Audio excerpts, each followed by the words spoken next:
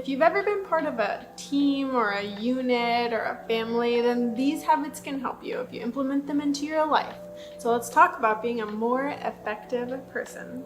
From learning to traveling adventure, subscribe to my channel and don't forget to hit the little bell icon to be notified when I upload a video every Wednesday. Hey friends, we're back with the second half of the 7 habits of highly effective people. While the first half focused on more independent habits, this set focuses on more interdependent habits. Jumping right into it, for every human interaction, we've got to think of a win-win outcome.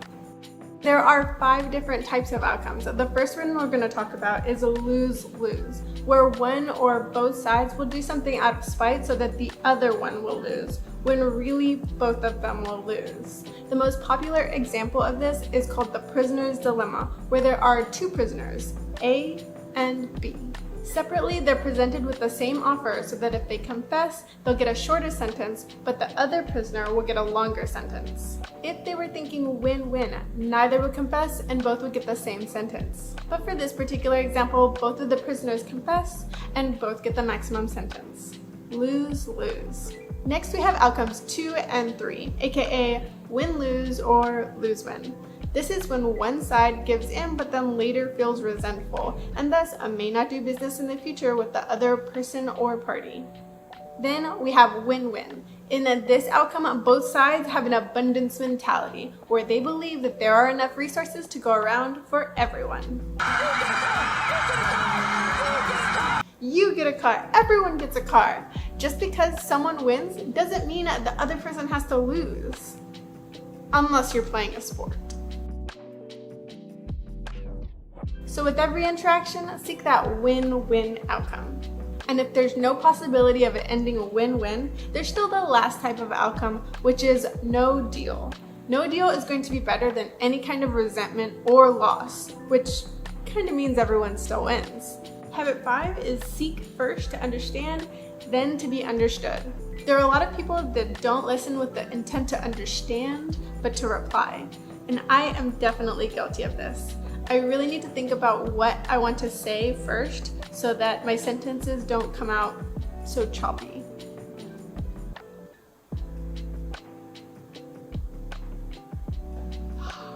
And on the flip side, if I've memorized it and rehearsed it lots of times, then whatever I say comes out rather quickly. For me, there's not yet a great middle ground without an excessive amount of buzzwords, like and, So, okay.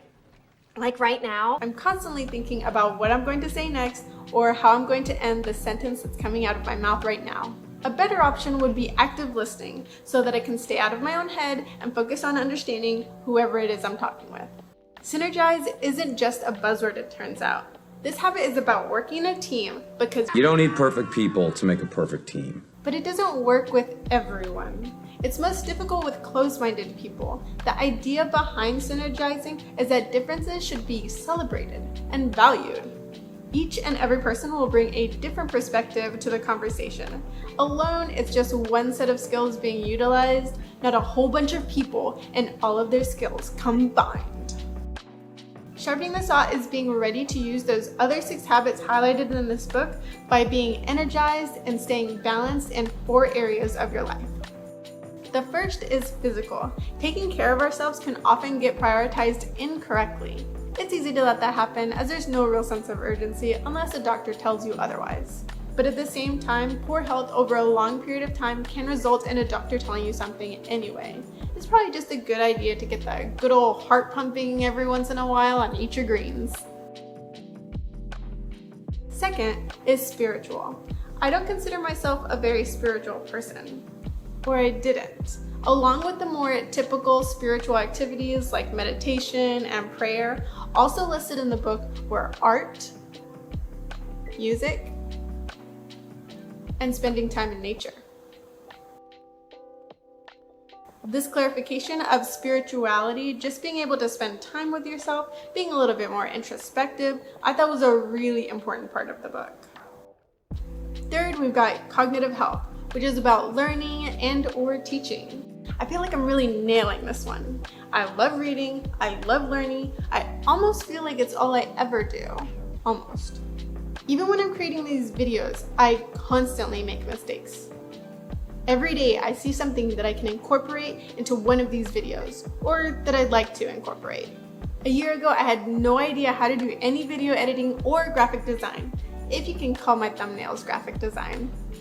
There's always a way to improve upon the previous iteration.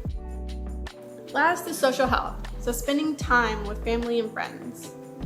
I recently saw on TikTok that some people with ADHD may have trouble keeping in touch with friends and family, and I related to that so much. It kind of sounds like some kind of excuse, but my mind rarely stays focused on one thing for very long. And even when I do think about reaching out to a friend or a family member, comes my social anxiety. Do they want to hear from me? What are they doing? Are they busy? It's a whole thing. So it's just one more thing that I can work on to improve my social health. How can you sharpen the saw? If you missed the first half of the 7 Habits of Highly Effective People, I've linked it over here and in the description below. Comment below and share your favorite of these interdependent habits.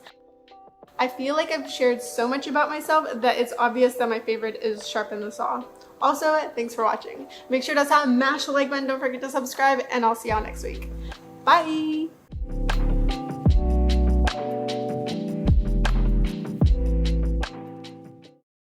Mine is rarely focused on, oh my gosh, even right now. I guess we'll wait to get a sloth.